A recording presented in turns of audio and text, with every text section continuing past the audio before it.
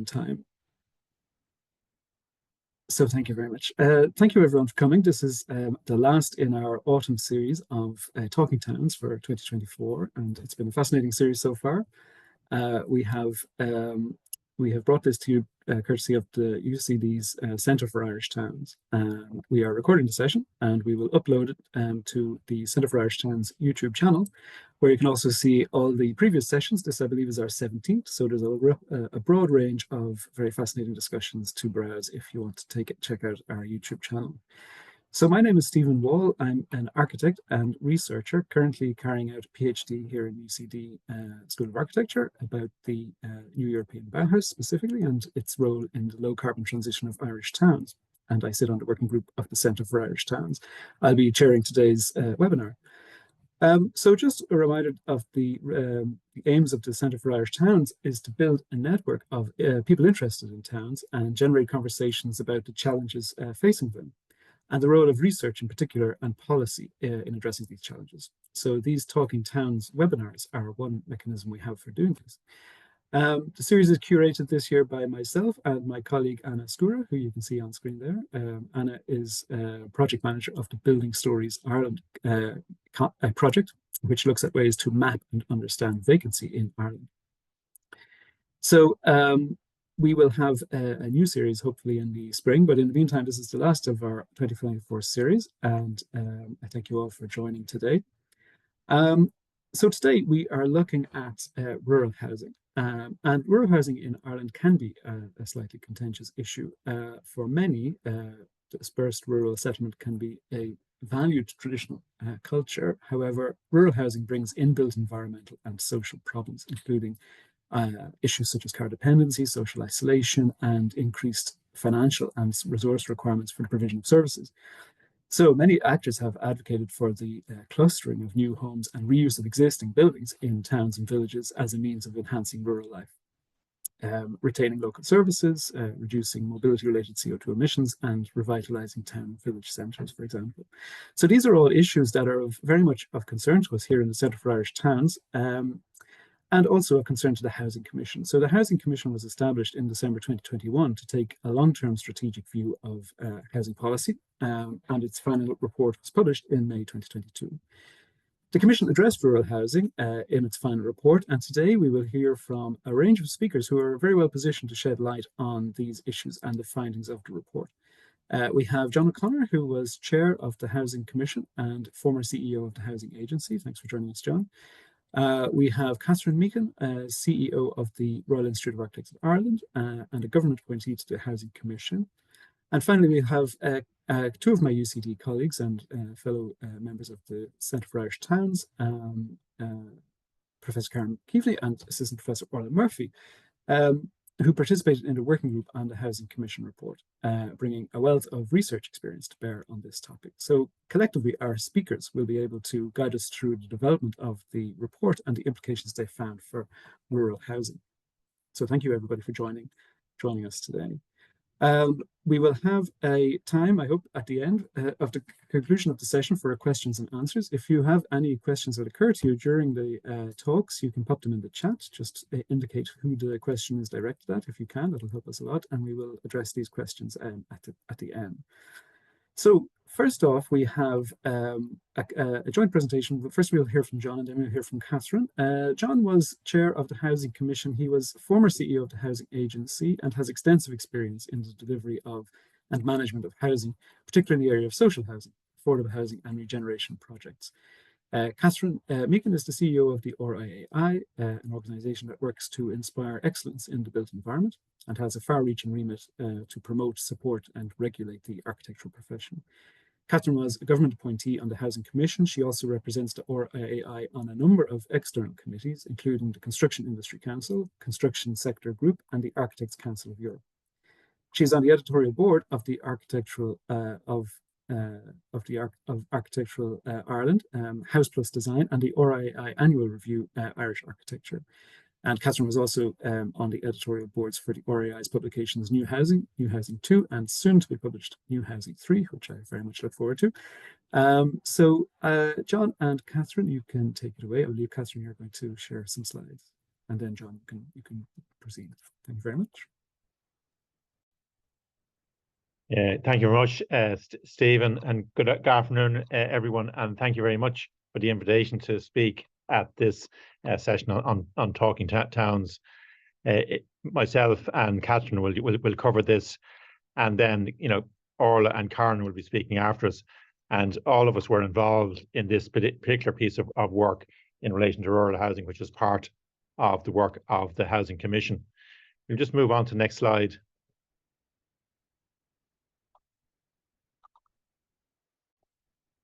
So just the Housing Commission, it was looking at the long-term sustainability of housing and how do we create a more sustainable housing system in Ireland. Just a few very high-level findings from the Housing Commission's report. The first and most important is that the Commission found that we must treat housing as a national priority, in terms of supporting social cohesion and supporting economic development and supporting our whole community. And just three kind of high level messages and findings from the Housing Commission report is: one, there is currently a housing deficit, and we need to eliminate that housing deficit through emergency measures. And I would distinguish between the housing deficit and ongoing housing supply. So that's actually was the first recommendation of the Housing Commission report. Second, big recommendation is in relation to increasing social and cost rental housing to 20% of our national housing stock. Now, this is something that'll take 20, 30, 40 years to do, but it's a kind of significant recommendation. And the third one, which is relevant in terms of what we're speaking about today, is to fully realise the commitment to developing sustainable rural communities by strengthening design of towns and villages. Kathryn, maybe next slide. In terms of the terms of reference of the Housing Commission, the first and most important one, the overall one, is in relation to creating a more sustainable housing system into the future, and particularly looking at quality of life for people and for communities. And we operated under a number of terms of reference. There was one terms of reference in relation to rural housing, and Kathryn will take that up later when she outlines that part of the report in a little bit more detail. And anyone who wants to see the Housing Commission report or any documentations related to it, it's on that website provided there. So maybe the next slide. In terms of how the Housing Commission went about its work, there was 12 to 14 commission members over the time, but we split into 5 working groups in terms of undertaking say 5 subcommittees in terms of undertaking the work, each chaired by a member of the Commission.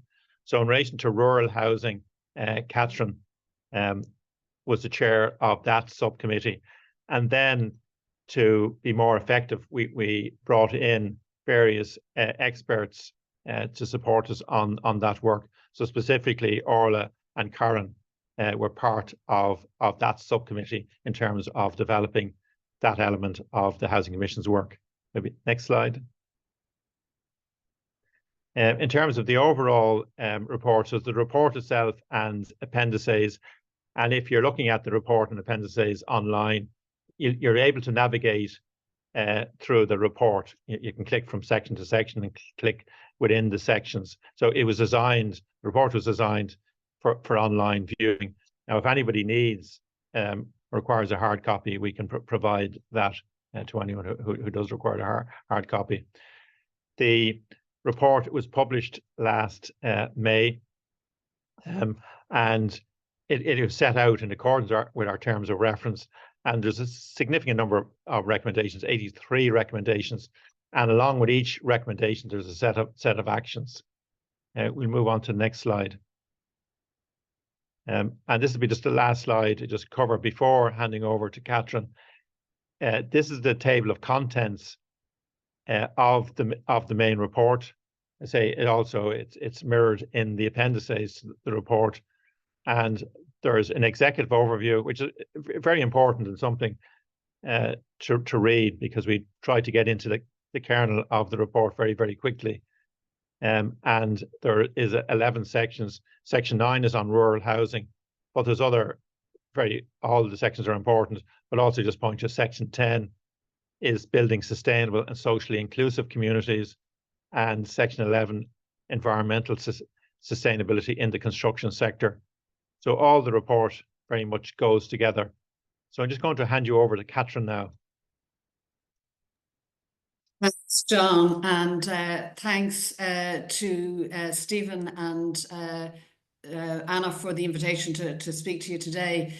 Yeah, as John has mentioned, the terms of reference for the Commission explicitly included one reference to rural housing. It was a very broad reference. Probably if I'd been asked to draft it myself, it wouldn't have been drafted in with this frame of reference. It asked us to look at how we would put forward recommendations that can support and facilitate housing that is both environmentally and socially sustainable, but allows for the development of appropriate one-off housing. I possibly would have said that provides an alternative to one-off rural housing, but that it wasn't for me to design the terms of reference. But when we started to look at the scale of the issue, within the report, one of the EU statistics is that 37% of Irish people live in what it would be called rural housing, substantially higher than our European counterparts. And then taking the figures that the Housing Commission developed on our potential population growth, which were very, very broad. I mean, we're looking at a 25-year time span, and obviously the economy, geopolitical matters will definitely impact what the scale of population growth is. But the figures would indicate that we're going to have between 870 and 2.1 million additional homes. And if you then take the EU percentage of the people living in rural Ireland, that could be between 320,000 and 780,000 additional homes required in rural housing. So it's a very significant issue for us. Apologies that we're not moving here. Yeah, so then just coming to the subcommittee, as John has said, the Commission appointed a whole range of committees, and I chaired the subcommittee looking at rural housing. We were very fortunate to be able to rely on the expertise of a very wide range of people. Obviously, Orla and Karen, who are speaking here today, but also from UCD, Sarah Cotterill provided a huge amount of expertise to us. But there were also people who joined the committee who were from the public sector, from local authorities, from housing charities, from housing agencies, and other academic expertise that we relied on. And I have to say, we're very grateful to them because a significant amount of time was dedicated to this work.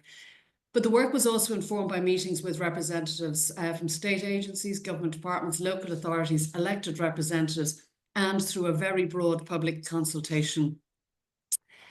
So when looking at, I suppose, the underlying principles that we developed in relation to rural housing, and I suppose in relation to the entire report, that housing is about people and supporting our society. And it's very easy when you start getting into the dynamics of housing or into the technical specifics to forget about the people that are having to live in these homes, and also that these homes contribute and support the type of society that we want to have in this country and our ambitions for our society. Obviously, in relation to rural housing, we had to recognise that rural housing has very different underlying dynamics to that in urban areas, and also that the profile of rural housing is changing. The number of people, pulling on the census reports, the number of people working on the land, which would have been the traditional driver of rural housing, in the 2022 census was 100,000. In the 1960 census was 400,000. And given that in 1960 our population was about 2.8 million, it's about 14% of the population working directly on the land. It's now down to less than 2%. So the work patterns of people living in rural Ireland have very much changed, the quality of life expectations, and obviously a significant driver is the environmental concerns. We were asked to address what the challenges were in the brief for this session. So the challenges in relation to rural housing, the biggest one was there's no single definition. And a significant piece of work led by Orla was looked at defining what we mean by rural housing.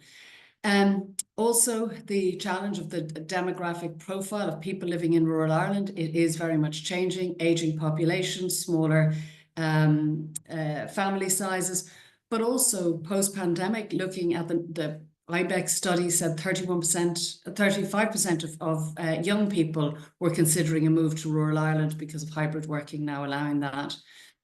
Also, I think Stephen referenced it, rural housing is a very emotive topic, and that certainly came through in a lot of the consultations we have. Lack of consistent data, again, a significant challenge for the Commission in all areas of its work.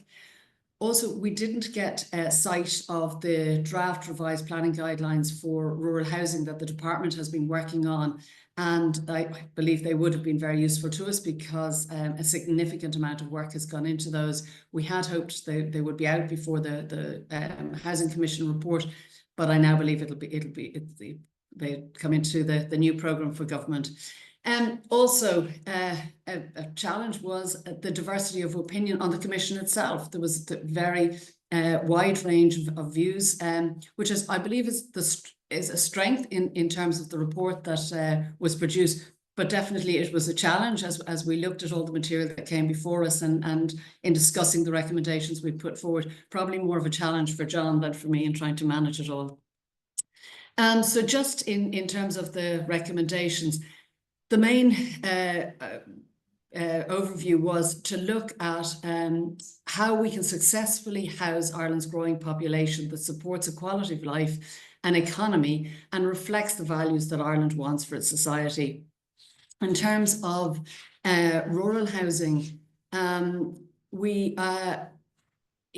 all of the recommendations across the report, I think John said 87 recommendations, all of those have an impact on rural housing. It's not just the recommendations that are in the rural housing section.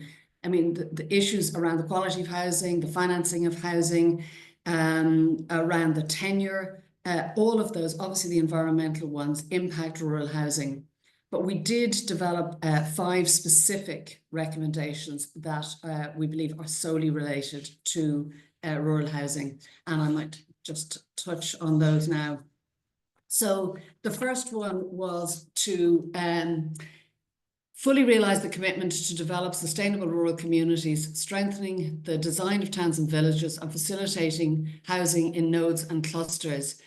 And what I believe is that this is the pull factor. We need to encourage people to live in our towns and villages. We need to create places that people want to come and live in. And it's not just about the housing, but it's about that wider infrastructure. We need to be developing brownfield sites within our towns and villages. And because of the complexity of those sites and of the existing buildings that are in our towns and villages, we need to engineer investment by the state. The cost of having one-off houses is far in excess of the cost of the long-term cost of building in our towns and villages. And I think that needs to be reflected in the type of supports that are brought forward for it. We also did look at, I suppose, some push factors. We were explicitly told that not to include planning within the terms of the Housing Commission's findings, but in reality, it's impossible to look at housing without discussing planning. So we did say that there is need for a form of planning to provide clear, consistent and equitable protocols for sustainable rural housing, and that we need to strengthen the environmental and planning thresholds for single homes in rural Ireland to rebalance the provision of one-off houses in favour of houses in towns and villages, nodes and clusters. In relation to recommendation 61, the incentivizing the reuse and retrofitting of vacant homes and deteriorating dwellings in rural Ireland. I mean, this again is critical, and I know it's an area that the centre has looked at as well. There are a lot of grants currently available for people, but they don't appear to be sufficient to encourage people to take that move to either renovate properties that they own, or for new owners to look at, for those looking to buy homes, to look at many of these properties. So we do believe that there is an additional grant that is required to enable people to do the feasibility, to get a roadmap for what can be done with a vacant property, and looking at providing them with the roadmap and giving them some indication of costs. When we look at the need for strengthening and reusing our vacant and deteriorating dwellings, there's what I believe is a really interesting study done as part of the Commission's work. It's in the appendices, it's appendices 4E, and it is one of the first to look at the cost of sprawl. And it's estimated that there's an additional cost of between €102,000 and €137,000 per unit associated with accommodating an additional 15,000 people in a new settlement, as opposed to using an existing one where the capital costs have been borne. And I think that was a really important piece of research, because the cost of sprawl, just the actual cost in delivery, not looking at the long-term environmental cost. So the next set of recommendations looked at monitoring accurately the prevalence and use of second homes and holiday homes in rural Ireland. And we know that already tourism in Ireland is growing. There is 66,000 second homes recorded within the census. And second homes can disrupt and do disrupt the housing ecosystem. And we need to have in place measures that ensure that the local population have got an easy right and an easy access to homes, that they're not being outpriced of the market, which is happening at the moment. And when you look at the growth in population, that without really strict measures coming around our second homes and our holiday homes, that imbalance is likely to increase.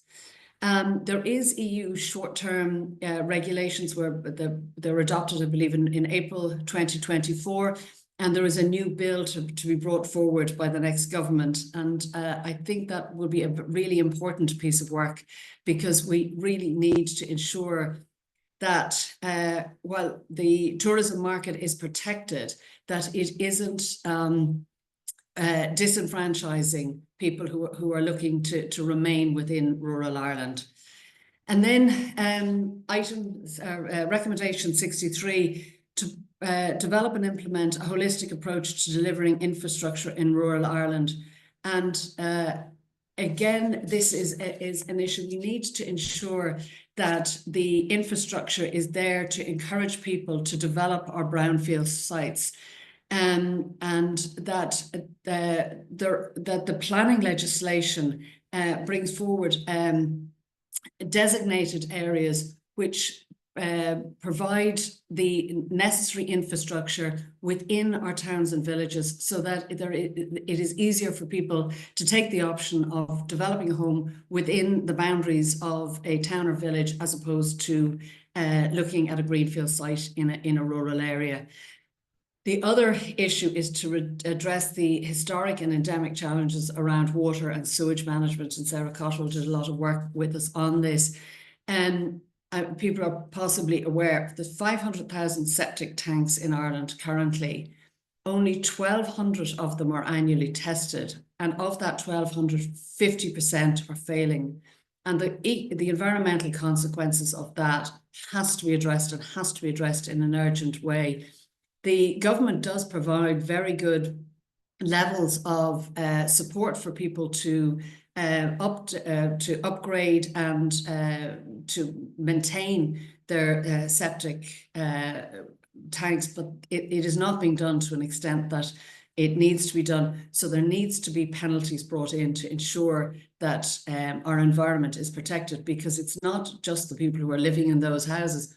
The long-term impact of badly maintained septic tanks absolutely has to be addressed. And the final recommendation, specifically related to rural housing, looked at the providing dedicated supports for island and Gaelic communities to ensure their long-term viability through implementing our Living Island policy. The Living Island policy is a really excellent policy. It was published in 2023 and runs to, I'm just looking at my notes here, it's a 10-year policy. And it covers, if that was implemented, I think would address all of the areas and challenges that people looking to live in rural Ireland on our islands are facing. And there was an action plan published from 23 to 26 to drive forward the Living Island policy, and that has 80 actions in it. And when we looked at the challenges facing people on living on the islands and in the Gaelic communities, they really are amplified issues that are impacting anyone living in rural Ireland. And they need an additional level of support to ensure that they've got sustainable jobs, that they've got additional supports for their housing, because they're a critical part of our historic fabric of Ireland, and it's critically important that they are supported and that they have enhanced supports to keep them thriving. So the only other recommendation that I'm just going to mention is in section 11. I don't have it on a slide here, but section 11 of the report, and that is it's recommendation 78 to publish housing guidelines that address and cross-reference the Climate Action Plan with reference to the National Planning Framework and the Town Centre First policy, and that it is linked to identified targets and actions. And one of the areas is the number of policies that we've produced in Ireland. There's multiple policies looking at housing, and it's really important that these are brought forward and that we actually now start to deliver on them. We have very good policies, but very often they are crossing over each other. They are they're not being implemented to the level that they need to be. So I suppose that is an overview of the general recommendations. And before I hand back, what I want to say, it isn't all negative. There is really good projects being delivered around Ireland. And I think we have to look at these positive projects that have been delivered and ensure that the policies and regulations that we develop, that these become the norm and not the exception. And we know there's a phenomenal work that's been done in Westport, down in West Cork. We know that there's really good housing being delivered in our towns and villages. The Hollymount housing in Mayo, housing for the elderly population in Ballinasloe and Galway, and a fantastic project that was delivered by Daedalus Architects up in Donegal. And that there's also really good amenities being delivered in our towns and villages. The Castleblaney Library, fantastic new library down in Kinsale, and the Lark Theatre in Balbriggan. All of these type of amenities are the kind of pull factors that were being referred to in the Commission report. And finally, just an RAI initiative that we worked on with the department last year to deliver 4 housing architectural competitions for housing projects in towns. So there are really new, positive, innovative solutions that can be brought forward to enhance the amount of housing that is delivered in our towns and villages, but it just needs a level of joined up thinking. And I hope that the work that the Commission has done will contribute to that. As I've said before, I believe that the Commission's report, it is not a recipe, it's a menu. And it's really important that the next government takes it forward in its entirety, takes all of the cognizance of all of the recommendations that have been brought forward, because I do think as I say, it is a recipe for delivering a better quality of housing. So thank you. Thank you very much, Kathryn and John, for that very comprehensive overview of the report. And thanks in particular for ending on that very positive note, Kathryn. I think it is worth remembering that there's a lot of positive things happening around the country, and members of our participants on the call might also be interested in looking up the Irish Architecture Foundation's Hometown Architect Programme, which has produced some very interesting projects in its initial trial, which was last year. And also the Thrive funding is one to watch, because there will be a lot of town-related heritage projects coming on stream from that as well. So there's a lot of exciting things happening in towns. So thank you again, Kathryn and John. We'll move on to Karen and Orla, my colleagues here in UCD, and just a note of introduction. Professor Karen Keaveney is head of subject for rural development in the School of Agriculture and Food Science. She leads the Citizen Rural Research Lab and is founding member of the UCD Centre for Irish Towns. Her research interests include rural planning and housing, rural development, and agricultural education. And Karen is the current president of the Geographical Society of Ireland. Orla is an architect assistant professor in UCD School of Architecture, Planning and Environmental Policy, where she is co-deputy head of school. Orla's practice and research interests in Irish towns led her to co-found the UCD Centre for Irish Towns in 2020, which she directs with Dr. Philip Crowe. Orla is member of the high-level roundtable of the New European Bauhaus and has contributed to several government policy and advisory groups, including the Housing Commission. So, Karen and Orla, I'll hand over to you. Thanks very much, Stephen. I'm just going to share. Yeah, is that okay? You can see my slides. Just move that up there and up that there. Okay. Oops. Excuse me, just a sec. For some reason. There we go.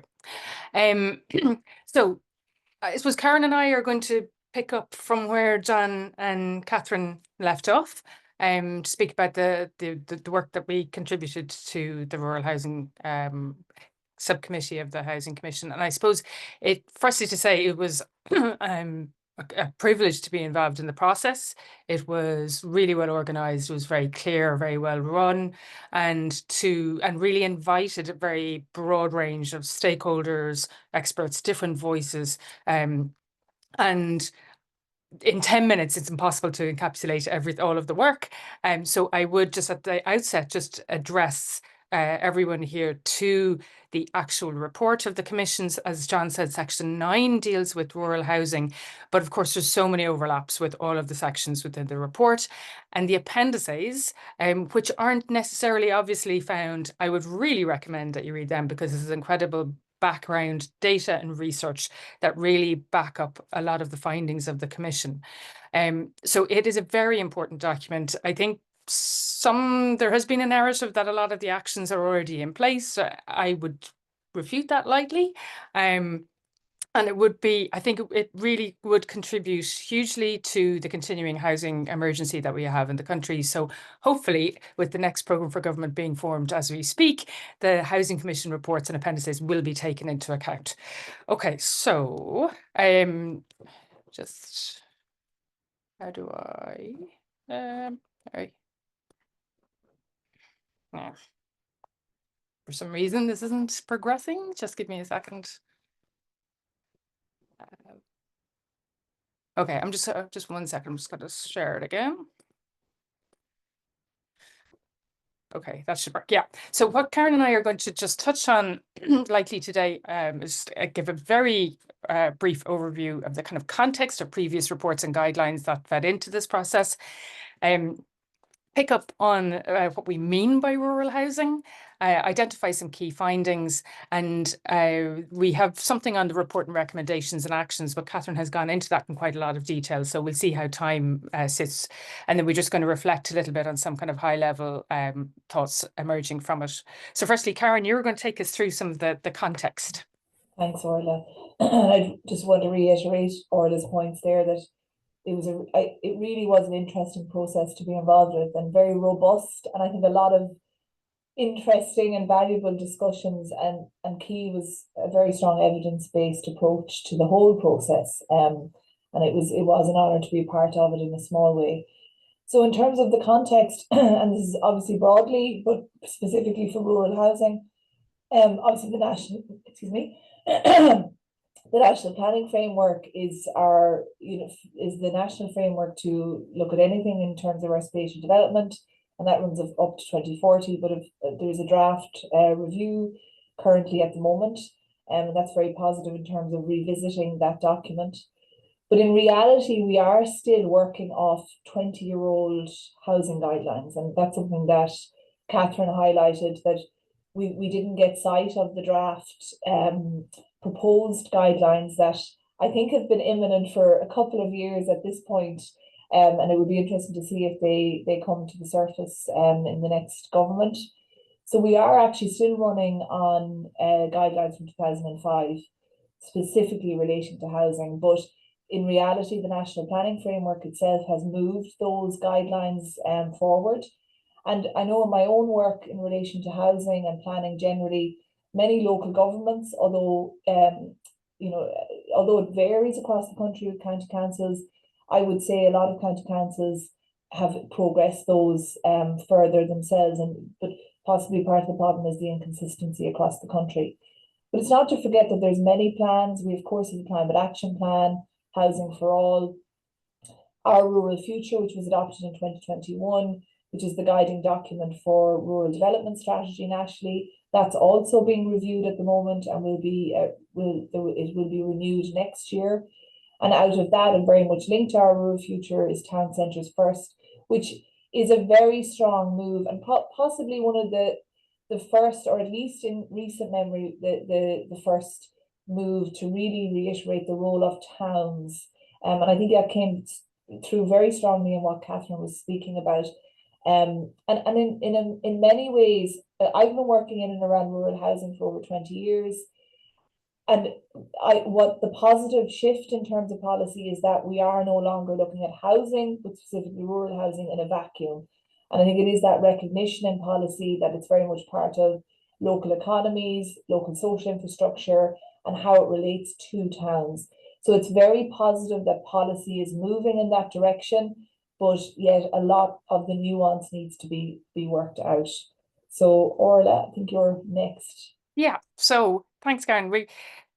As we mentioned, the definition of rural housing is there's no one single agreed definition, which everybody says, yeah, this is rural housing. So at the beginning of the process, that really took up quite a bit of our time at the outset to try to tease out what we mean by rural housing.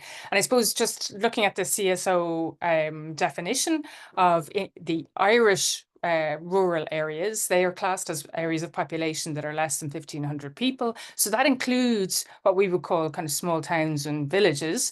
And that means that by extension, I suppose you think that urban areas in Ireland refer to areas in which the total population is 1,500 or more. So that's towns bigger than 1,500. They're really classed as urban areas. But having said that, it's not so black and white. It's not so binary, really, because the CSO further defines 3 subcategories of rural areas, looking at their dependencies. So rural areas that might have a high urban influence, or rural areas that have moderate urban influence, or highly rural and remote rural areas. And they're predominantly seen as being along the Atlantic seaboard and in the border region. That's different to how the EU describes rural areas. They do it on the kind of density per kilometre ratio.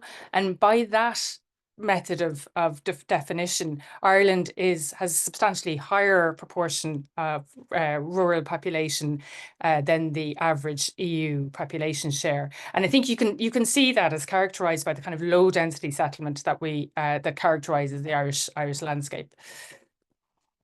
All right. So I think we all know that the predominant house type that we think of in terms of rural housing is what we call the one-off house, which is a bit of a strange name. But we actually have it defined in the report, and building on definition from Karen's work that she did back in 2009. And that is that one-off housing is defined as dispersed, occupied detached houses with individual sewage systems. So they're really connected very much with the septic tank system that we is kind of so clearly identified with one-off housing. It's low density, they're built on greenfield sites, and it contrasts obviously with compact housing development where related to towns and cities. And in 2016, when there was a capture of the extent of one-off houses in Ireland, there was close to 500,000 permanent one-off houses, which was about a quarter of overall dwellings, and 72% of houses in rural areas were classified as being one-off houses. So kind of as Kathryn was indicating, the one-off house is it's a predominant Irish typology, but it's not the only story in relation to rural housing. So we tried, as part of the commission, to kind of capture that in a more nuanced kind of matrix that spans from the highly remote one-off housing all the way through to rural houses within urban areas, depending on their different characteristics. So either their physical form or how influenced they are by their relationship with urban areas, their physical characteristics, their distance from urban areas, their water supply and sewerage, dependencies on cars, and connections to other infrastructures like public services, cultural amenities, and economic activities. So this matrix, you can find it in the appendix to the Commission's report. It's over 2 pages, and as I say, it spans from that very remote type of rural housing all the way down to housing that you could find peripheral to even larger towns, but that still would have those what we would class as kind of rural dependencies. So it's nuanced. I suppose that's the point we want to make. Kathryn, back to you, just to very quickly describe maybe the working groups that we had in the commission, in the Rural Housing Committee. Yeah, so and as many of these to a certain extent reflect kind of the final recommendations, but from a working point of view, we divided ourselves into 6 topics and designated areas. So you can see we looked at, because this is one of the issues that we talked about a lot, rural housing was such a vast area, whereas all other topics were maybe around rental or building different things, whereas rural housing encapsulated everything. Although obviously there's a focus on one-off housing. So we obviously looked at demand, supply, governance, community and tenure, delivery of housing, sustainability, and then very specifically the Gaeltacht and Irish regions. And then on the next slide, just specifically, so we can put our hand up to say what we dealt with. I worked with Paddy Gray, who's Professor Emeritus from Ulster University, around the governance, community and tenure issues. And Orla Murphy and our colleague Sarah Cottrell worked around sustainability. But we also shared learnings, particularly I know I did a little bit around the Gaeltacht areas as well. And really it was about providing evidence, but also building upon our own network of researchers and understanding who and where we could draw from to inform some of the issues. So that was how we broke down our work. So in terms of the key findings, we've divided these up. Key issue first and foremost is rural housing is complex. I think the longer I have worked on it, the more complicated I feel it is, and sometimes it's a real challenge, and it was the source of many of our conversations and development through the subcommittee. It's highly complex given that there's so many factors involved with it. And in one sense, by trying to simplify the message, you can simplify the issue and simplify the response. And so much of rural housing is actually about, yes, a response possibly to an established tradition, although I would use traditional settlement very loosely because we know that the current settlement pattern has only been in place really for about 150 years. So when people say we go back, I know I've read things go back 5,000 years, I don't think I'd rely on that. But it is also a response to affordability, that for many actually building one's own home is the only way they may find a home given the current system. And that's really, really important to remember. And economic factors play a massive role within that because it's also about access to employment, but potentially for some access to land and accessibility to affordability, full stop. Orla, you can, over to you. So the second key finding, I suppose, is that really one-off housing has, as Kathryn was pointing out, major implications on our infrastructure, including greater car dependence, the need to spread expensive infrastructure out over wide areas. And at the same time, we have continuing very high levels of vacancy and deterioration in our many towns and villages throughout the country.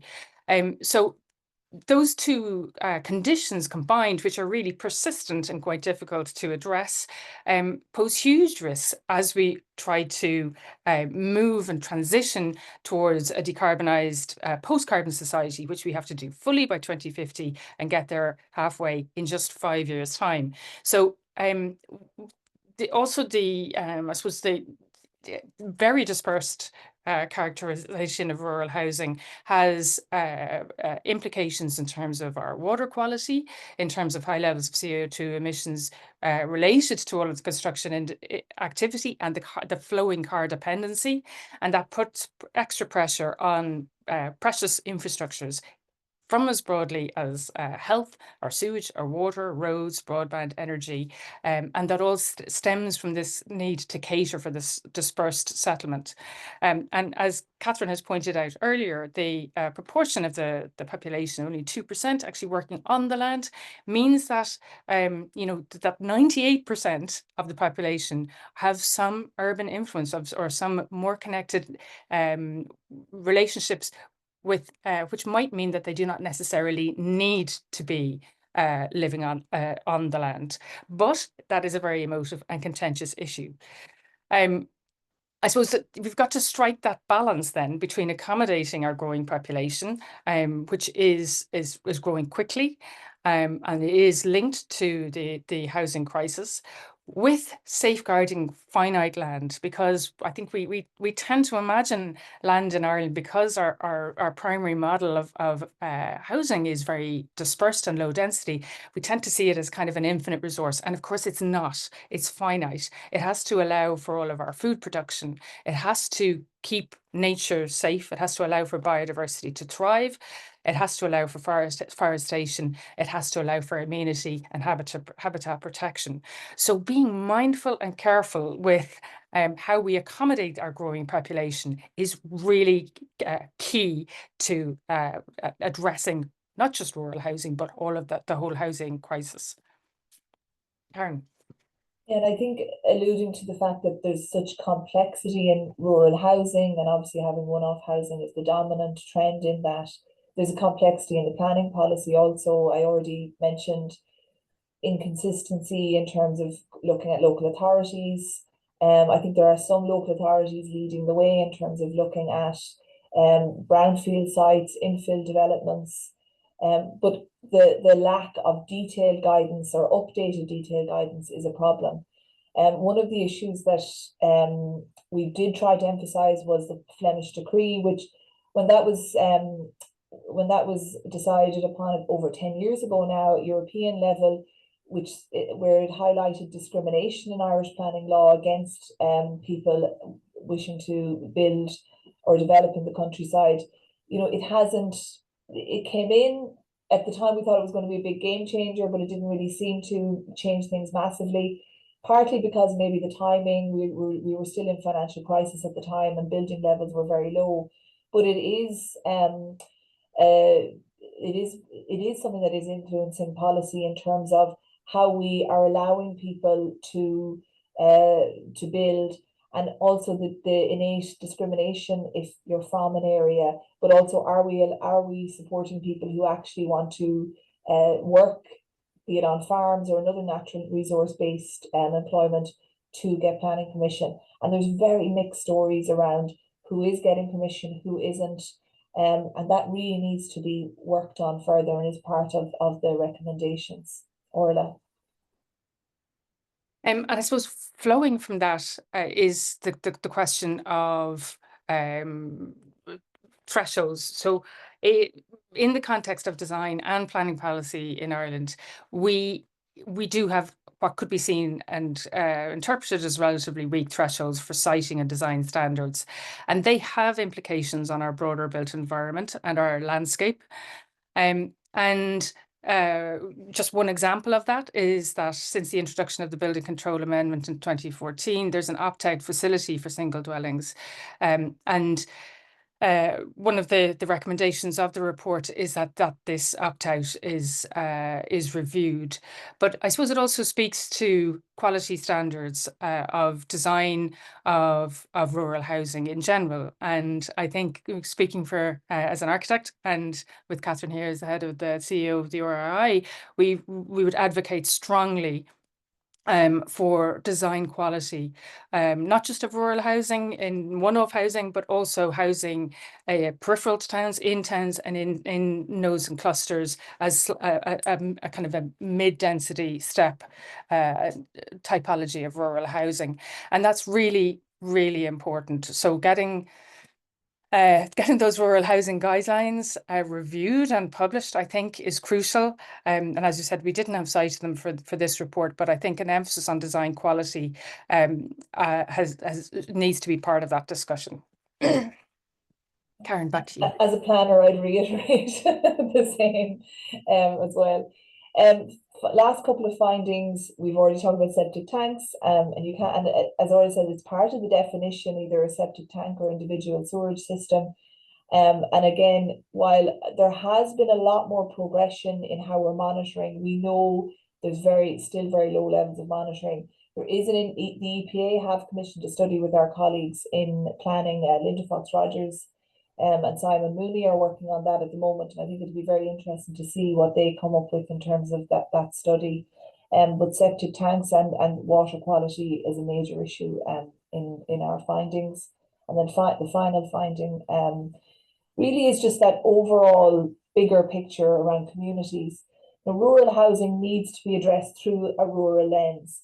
Analysis of rural policy needs to be respectful and appreciative of the lives of those who live in towns, villages, and the countryside in a way that really resists simplified categorizations and generalizations. I know that was something I felt very passionately about throughout our meetings, because I suppose I very openly come with a rural lens, and notwithstanding all the recommendations, that we need to involve people in the decision making, that it doesn't feel like a top-down exercise.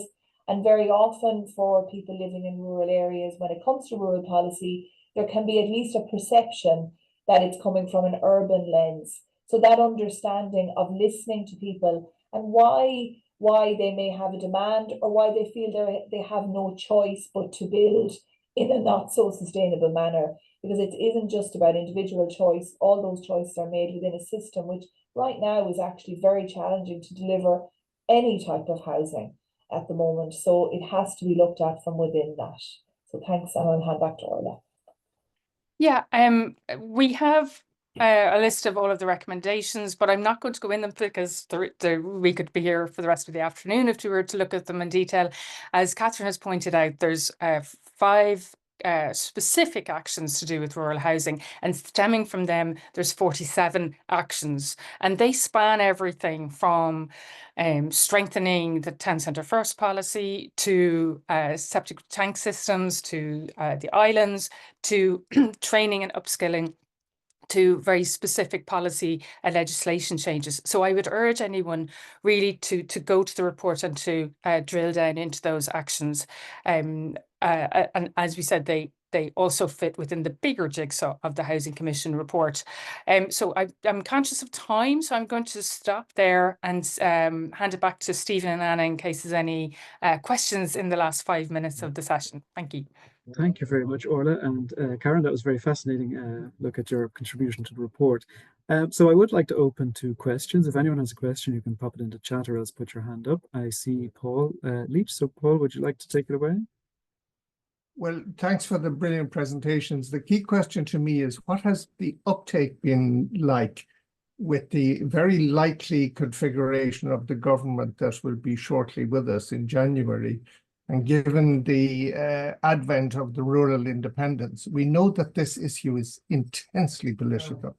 And without ranting about the inverted nature of our centralized political system, Sean Keshno, how has the report since April been received? And without breaching confidences, is there uptake? Is there any chance that these recommendations, 80 plus, are going to be actually addressed? Because last remark is, we have a plethora of reports and so forth, but the bottom line seems to be make sure that nothing happens, that nothing changes. We have pathologies that beset us. So I'm slightly begging the question there, or prejudicing, but what's the uptake like? So would any of our contributors like to comment on this? John? Yeah, I might jump in first, and maybe then Kathryn might follow on from me. Yeah, we have been in the background kind of pushing, particularly the Department of Housing and the Minister, in terms of, to take more cognizance of the report. But I'd say it's something that we need to keep, pushing on, and particularly with the formation of government. Those who were keener in relation to rural housing and towns and villages, we do need to keep pushing that. So it's to a certain extent a bit of an uphill battle, and just from the point of view of the terms of reference, the particular terms of reference in the Commission's report came from the Green Party, which are not part of the new government. So I'd say, Paul, no, we need to keep pushing on it, to get traction and get it taken up in the programme for government. Kathryn, would you have a comment on that? Yeah, thanks, John. Thanks, Paul. The number of organisations that have approached John and other members of the Commission to come and speak with them has been quite significant, and I've been really pleased to see that. I'm also pleased to see how regularly the Commission's work is being referenced. I know that we obviously all believe in what is in the report, and we will be pushing to see that it doesn't get left on a dusty shelf somewhere, and that it is brought forward to the programme for government. But it's going to be on everyone, every organisation, to also keep referencing it and pushing it forward. So I would ask anyone here on the call who has the opportunity to make reference to it, whether it's in support of it, or even if there's things they don't agree with, the more we can keep a spotlight on it, the better. But I hear your concern, and I would echo it, that we've an awful lot of very good reports. Thank you, Kathryn. So coming up to 2 o'clock, just one last call for questions, if you have any. Maybe I can ask a quick question of perhaps Orla and Karen before we go. We heard a lot on the call about the environmental implications of rural housing, between emissions, septic tanks and so on, and also the effects they have on town centre deterioration. Are you aware of research that might have been done, any research perhaps into the social implications of rural housing, for example, social isolation or aging in place, car dependency for older people, or any of those kinds of implications of rural housing? Just if you might be aware of some research, perhaps have carried out some yourself. Yeah, well, yeah, I suppose there's in the Irish case there is some. So I would I'm not pushing my own work, but I am. I've done my PhD was on one-off housing. Now that obviously is a little bit dated at this point. Recently, I just completed a project called the In Place study, which was looking at commuting. That was done with colleagues in the International Centre for Local and Regional Development, Caroline Creamer, and others. It was an all-island study. So that looks at placemaking, well-being in relation to rural towns, but very specifically looking at commuting, which is a big factor. And housing was the biggest issue that we talked about in that study. I'd also look to Mark Scott's work. Mark has done quite a lot of work over the years looking at social implications. But again, I think it's very nuanced, because there's assumptions about isolation.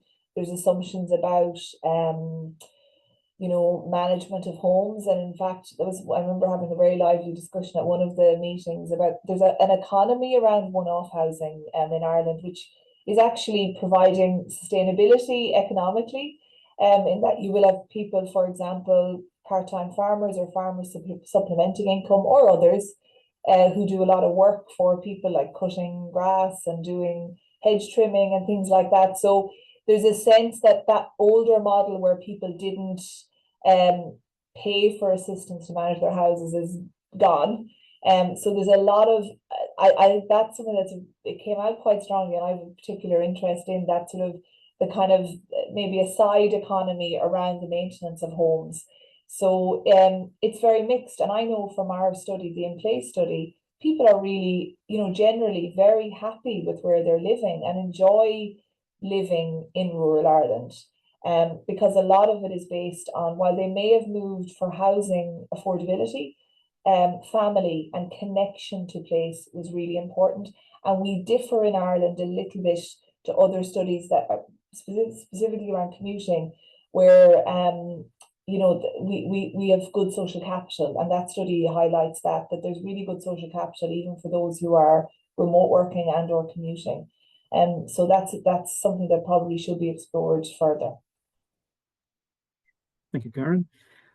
Well, I think that brings us to the end of our session today. So thank you very much to our speakers, Kathryn, John, Karen, and Orla. And thank you very much to our audience as well for tuning in this December lunchtime. I hope you enjoyed this session and all our sessions this year. And thank you very much as well to Anna, my colleague, for co-organizing this series of spring and autumn sessions this year.